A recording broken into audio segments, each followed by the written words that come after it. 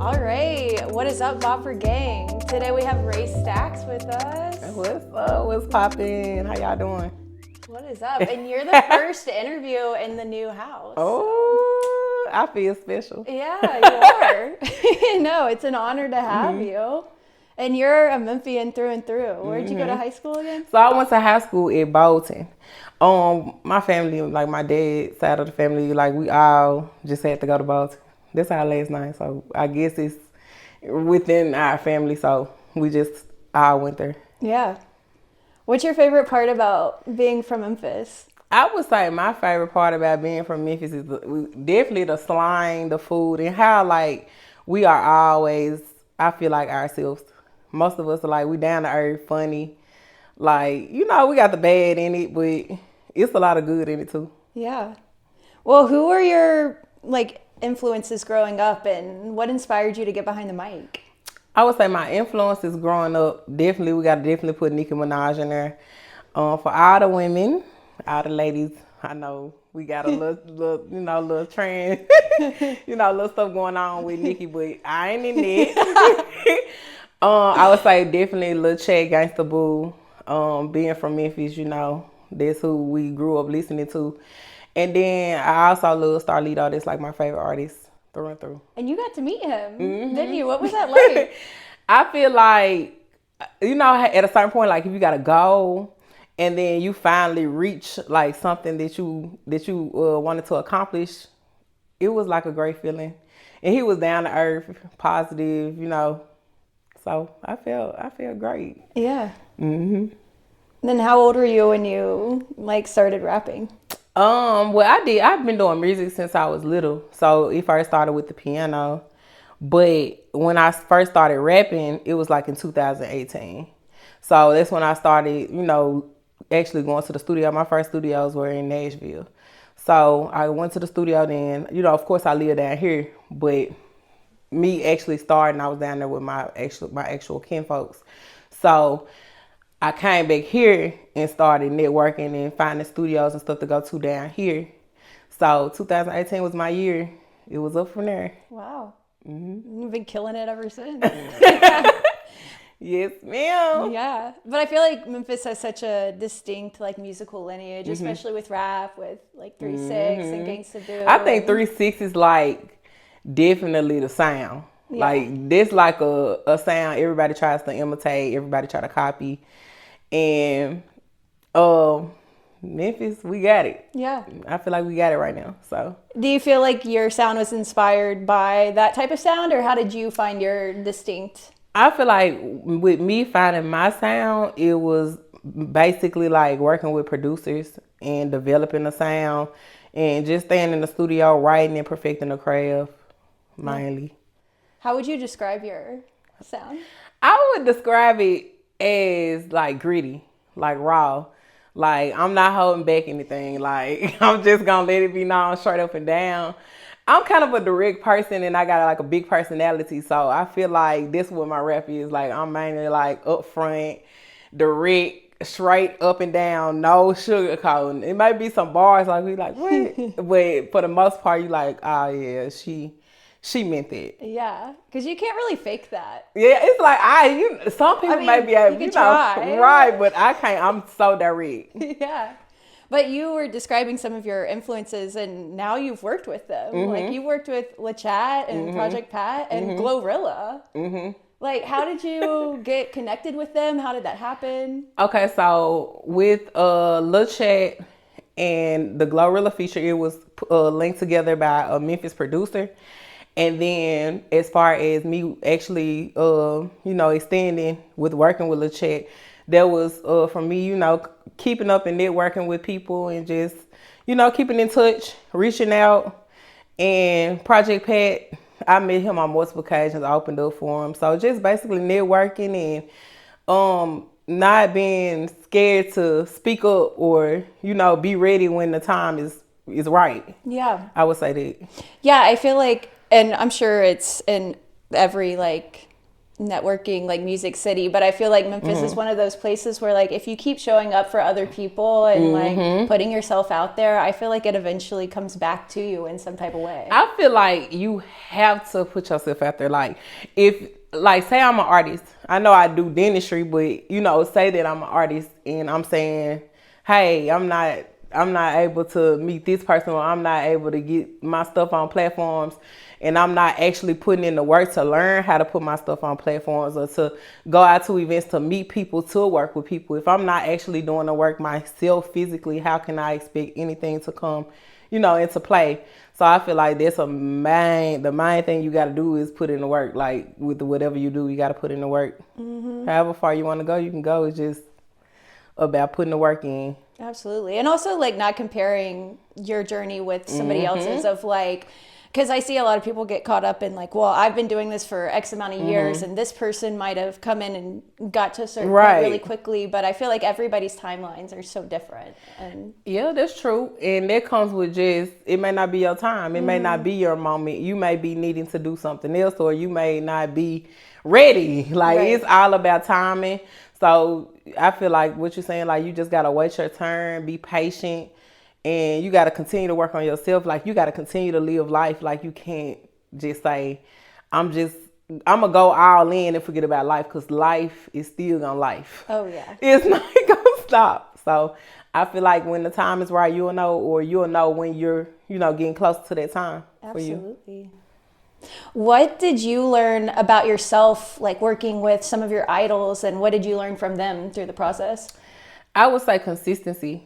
So constantly showing up for yourself, being consistent, and basically putting in the work. So putting in the work, being consistent, and basically being yourself. Most of the artists that I choose to work with, or that I have worked with, they are themselves. So they don't have like I would say like a gimmick. Yeah. They're just naturally them. So I would say being yourself too. Yeah. I think that's like a characteristic of Memphis rappers. They're all kind of like a little silly, you know, and just like really like personable. And especially Glo. I feel like she seems really nice just from like interviews and stuff. She seems like she's funny. Yeah. Yeah, for sure. But you've won a couple awards. Yeah, you won Performer of the Year. At Memphis Hip Hop Awards. And this year I'm nominated as well, too, for Underground Queen of the Year. Whoa. So, yeah. Looking forward to seeing what that brings. And, you know.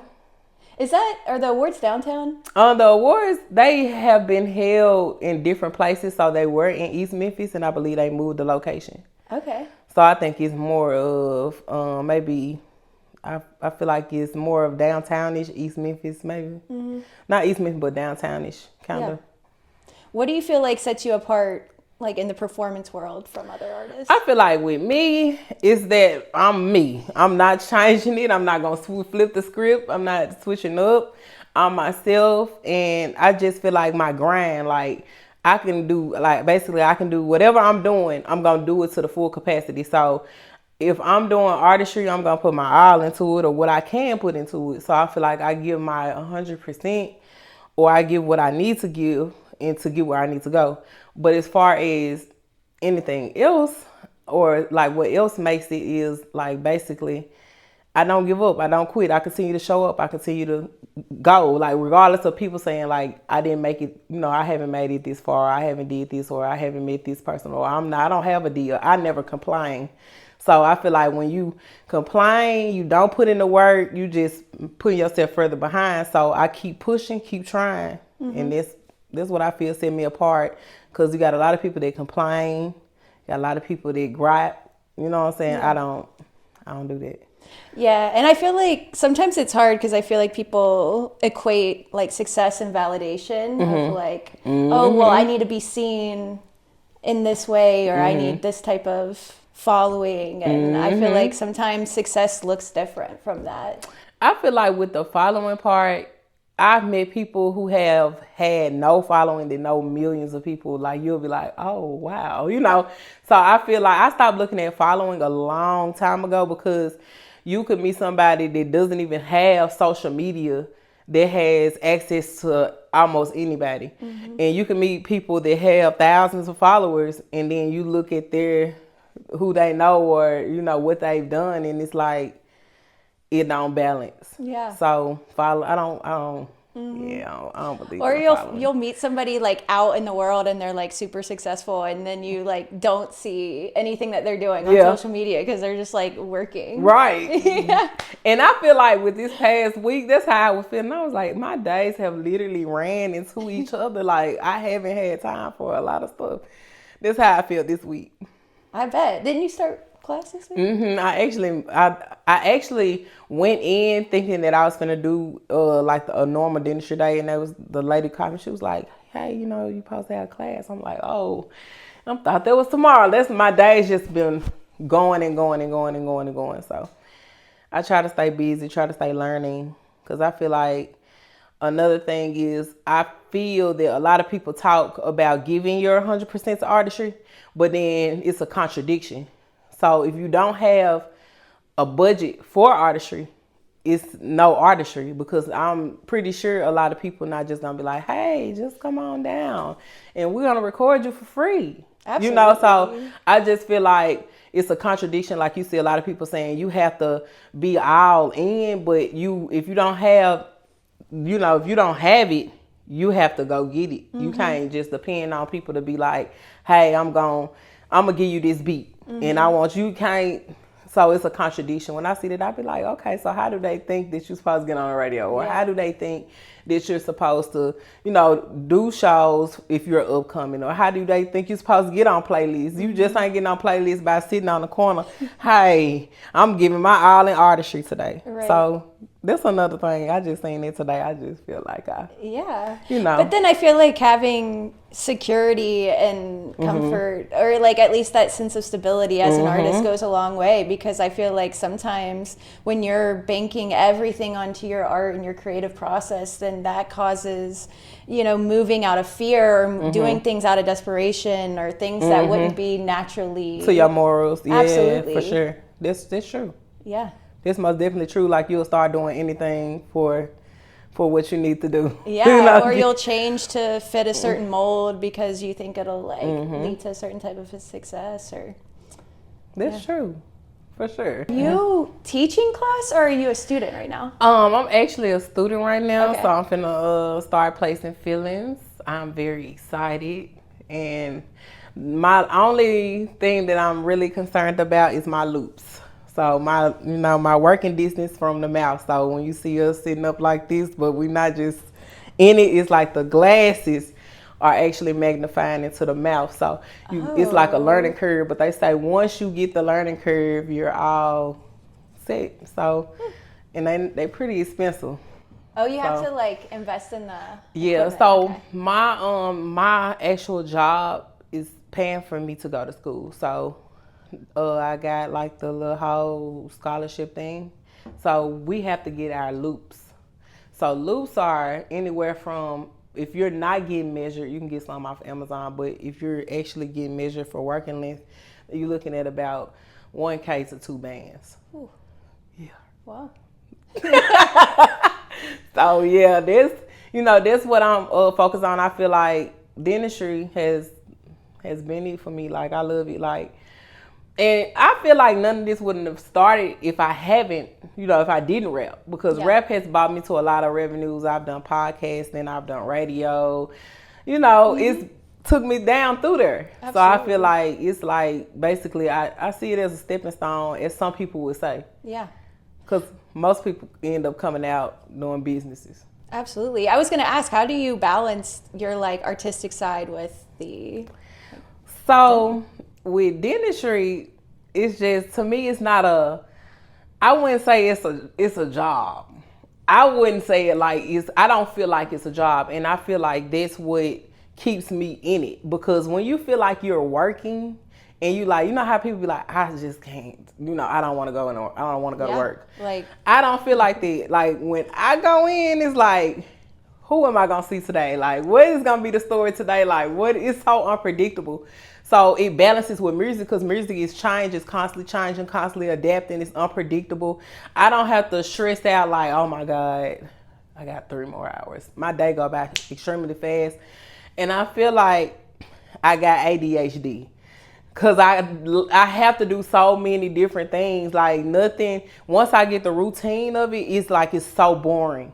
So I feel like I have to keep doing something that challenges me. Absolutely. So with music and dentistry, I feel like it's a balance in between. Like both of them kind of suit me and keep me in the same position. Yeah. And if you ever, you know how a lot of people go to Johnny Dang, like that's who I started looking into because Johnny Dang actually rap too.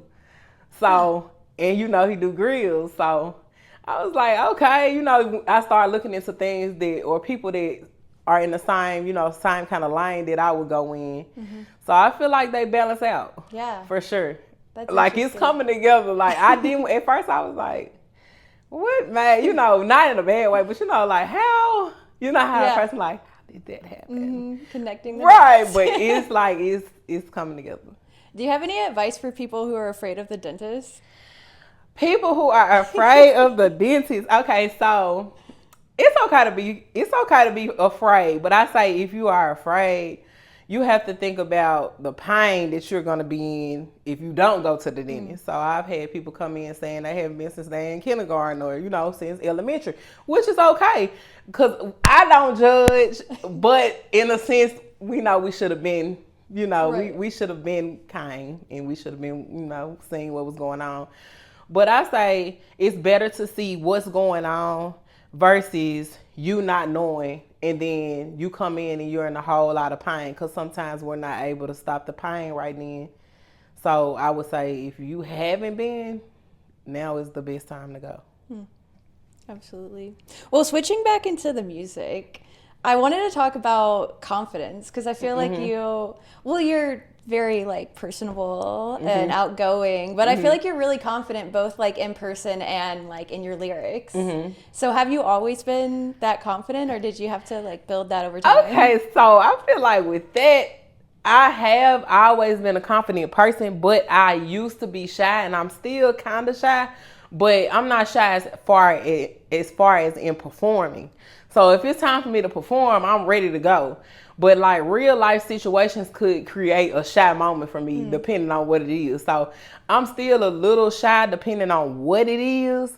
But as far as like artistry, going in, rapping, going in, doing my verses, working with people, doing performances, doing live performances, I'm not nervous about that. Yeah. It's just other stuff. I used to be really shy. I remember this guy, he was like, how did you start rapping? You used to be so shy. Like I used to be really shy. So I feel like that's just the only thing. It just takes something that would make me shy. But it's not music at all. It's more situations. You got that Sasha Fierce. Yeah, like it's more like it depends on the situations. Like I'd be like, but music, no.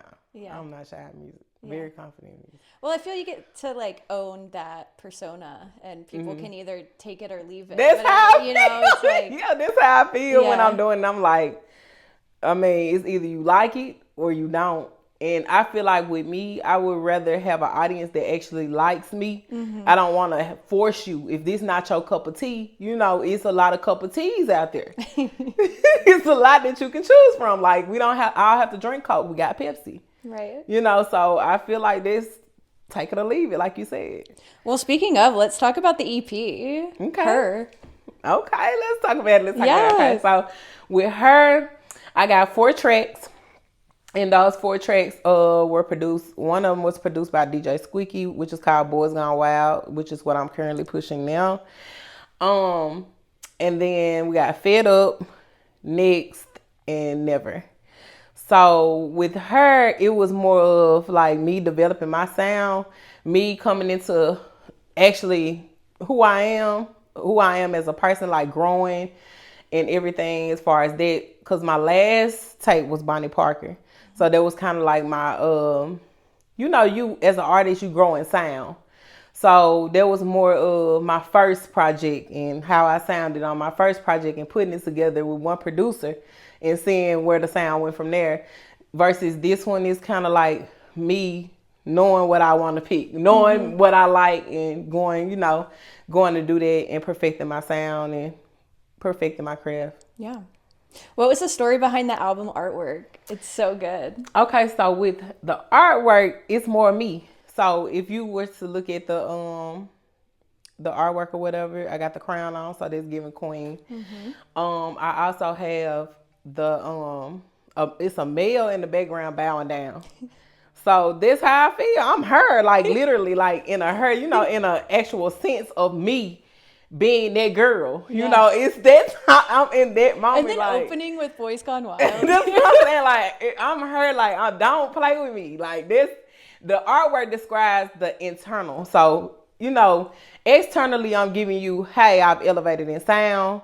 I've elevated in, knowing what I want, but physically, internally, it's like me growing as a person, me growing into my sound and everything. So it's just giving you a visual in that aspect. Absolutely. For sure. What's your favorite song on there? I would say my favorite song is Fed Up. And I say Fed Up because I feel like that's when I was in my bag. Like, I'm kicking my feet up. One thing for sure, I'm gonna run some bread up. Like, it's like a song I can get in the car to in the morning and I'm gonna go get my money. Like, that's me. For sure. You're an incredible writer, and I feel like you switch your flows up too, like so often. Like, it's incredible. You're really, really good. Yeah, I know you know this. With my flows, I would say I don't like to sound the same on every beat. I know you got artists that actually do have they keep their same flow on every beat, but I feel like every beat gives me like a different feel, and I may not have the same flow as I had on Boys Gone Wild on this song. Like I feel like artistry is creativity. So why, if I can create another style of how I feel or expression, why would I sound the same or try to make myself dumb myself down to sound the same on every record? Absolutely. No. Yeah. What was your relationship like with like finding your producers? Because I feel like you have to have, a pretty good relationship with them. Well, with that, I feel like when I first did Bonnie Parker, I worked with one producer, like in the studio. We just recorded back to back. And actually he got to know my sound before we just started doing tracks. We may do like maybe a few. Like I still got music over there that hasn't been released. So I would say basically it was me building my sound over working with one producer. And then as far as everyone else has their own style of production. So I may go to another producer and they may not be the type of producer to sit down with you. Like, how everybody is different. So it's kind of like adapting and getting to know people's types and personalities, and everybody may not want to sit down with you and work with you. Some people just may want to send you a beat, but I love working with producers and sitting down with producers and putting the idea together as a team versus you just giving me or letting me pick a beat out that I want. Right. See what I'm saying? Yeah. And I don't think it's out yet, but I think that you're working with one of my friends, Miss Kayla. Yes, that's gonna be a good song. Yeah, right? That's gonna be a good song right there. Well, yeah, I mean, first of all, having two women in the studio. And that's the thing. It's like I feel like with women are so intimidated by other women, and I feel like working with Kay, it was cool. And like it's no drama. It's like we both want to work and do music, and that's what we're doing. It's not like, oh my God, she, like how females are is so catty. So I feel like being able to work with a woman and actually get something done, that's boss. This boss energy. Yeah, especially in a space that can like kind of lean masculine sometimes, where it's like gatekeeping. Yes, I'm excited for that. Me too. Yeah, I'm looking forward to that. Yeah. Do you have any like Memphis resources that you would say helped you throughout your process or get more involved in the music scene? I would say as far as resources here in Memphis, you just have to kind of pick and choose. It's not a specific thing that we can actually go to, which I feel like we're working on it. I know Kat Evans, she has like Memphis Network. And it's a few other things, but for the most part, you have to kind of know the platforms to go to, and you got to kind of know who is doing distribution, or you have to get with people who know how to set things up as far as, getting your music together and getting it streaming. You have to kind of scout that out and look, I know Angie Strange was doing a lot of helping with paperwork and things of that nature. But as far as everything else goes, like we go to Atlanta, you know, it's a little different, a different conversation. But those are the things. I think you just got to look for those. We getting it together slowly, but it's not all the way there yet. Yeah, I will say sometimes just like trying to find like music marketing jobs or to get more involved in the music scene, I'll like look for things, and I see so much in Nashville, and I'm like, because Nashville got BMI, they got ASCAP, they got the whole. Excuse me. They have like parent companies in LA. They have a lot going on in Nashville, and that's literally where I was born, but I've been here since I was 7. Yeah. So everybody like, girl, you're not from there. Stop saying it. I'm like, oh my God. But it's like, it's so hard because it's like, do I move to get more opportunities for myself, or do I like stay in the city that's so enriched in culture and like, should be successful in that way? And I think that's where I'm stuck at right now. I think school is the only thing that would be holding me back from actually moving at this point, because I've been trying to, every time I try to gather up to move, it's something that comes into play like, hold on, we're not done with you yet. So I just listen to the universe. So I got, after school, I'll see where I land, but I really, really, really, really, really wanted to move to Houston. Like, Houston is like Atlanta, huh? I used to want to do Atlanta, but nah. I think Houston, when I went to Houston for my birthday, I was like, oh my God, I don't want to leave. But I bet if I go to the Bahamas or something, you know, I think the same thing. So we'll see. I'll see this year, you know, if I can visit some more places and be like, I can see myself here. Yeah. Well, speaking of resources, you got some new management recently? Yeah, Luciano Lane? Yeah, so Luciano Lane is somebody who's helping me kind of gather and get to the next level.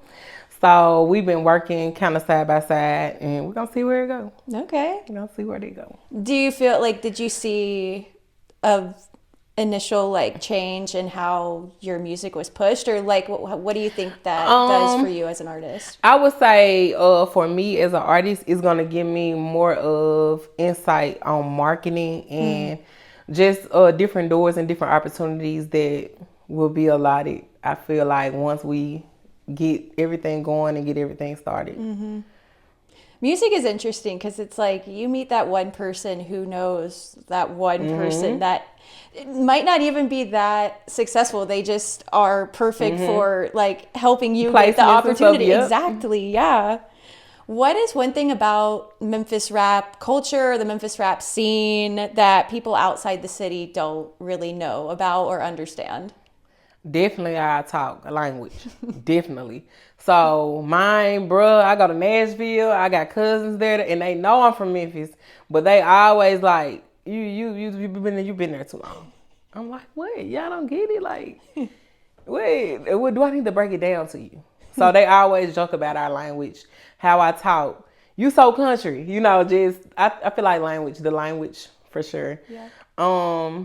Another thing, just our swag, just how we are as people. We, like you said, we very like, I feel like everybody here has some type of funny streak. You gotta have some type of funny streak, no matter who you are. Yeah. I always think about that song Accent with Megan and Glow. Thicker Than My Accent. We are very country down here for sure. I have to give it to us. Like when I hear people that's heavier, like they language barrier is like a little heavier than mine, I'd be like, yeah, we need to work on that. It might be just a little bit. We'll be saying something, people be like, oh, that's what you mean. So. Where do you see the current Memphis rap scene and where do you see it evolving to? So the current Memphis rap scene, I feel like everybody is working at this time. Like the people who are working. And I feel like as far as evolving, I feel like we can get it together. I don't know how far that'll go. I'm just going to be honest. Every time we seem like we get a step closer, it's like something else takes us a step back. So if we can I say this on almost every interview, like if we can just all come together, which I know it's kind of hard. I'm not gonna say impossible and put that in the universe, but you know, it's kind of hard. But if we can all kind of at least try to get on one page and work together and not think so much of self, you know, it takes a team. So if we can all just work as a team, get things done, I feel like we'll be there. Absolutely. For sure. Yeah. What are you currently listening to? Like, who's so what I'm exciting currently to you? listening to is Brent. I love Brent. I like the Where You At. Then I'm listening to, I would say I listen to a lot of different type of artists. So even though I do hip hop, I may listen to some rock and roll. I can get into some Al City. So, you know, I can do some stuff like that. You know, I can listen to Hannah Montana in the car. You know, I'm not the type of artist that's like, I gotta listen to, you know, I gotta listen to some Finesse 2 times. Or I'm just very well rounded. Like, I can get in the car and I can be putting on something just Avril Lavigne, for heaven's sake. You know, it doesn't have to be just, oh my God, I'm bumping this 24/7. So I just love music. So it could be anything, like anything that catches my attention. I could like a song from 2008 today, and that'd be my favorite song. Yeah. So I'm just unpredictable. Sorry, Owl City, really? Yes, I love Owl City. Fireflies. Yes. That's my song. Yes, for sure. Well, what's next for you? What's 2026 looking like? 2026 is looking like more dropping. A lot of people were talking about me just needing to start dropping music and just don't worry about it, just drop songs. So I'm looking to give, you know, the people that support me more music, more visuals, and just more grind, you know. So put myself out more and seeing where I go. I want to see you perform. Oh yeah. So that's coming. Just stay tuned, stay updated. I want to put me like a little tour together. Oh. So just stay tuned. It's coming soon. Yay. Well, where can the people find you? You can find me everywhere. So it's under RayYStackz, Rayy Stackz. That's with 2 Y's, not 1. On everything. So from Facebook to Google to Apple Music to Spotify, whatever you want to look me up on. Cool. Well, thank you so much for coming. This was so great. Sure. Thank you for having me. Absolutely. And I appreciate it. Of course. All right, we're out. All right, bye y'all. Bye.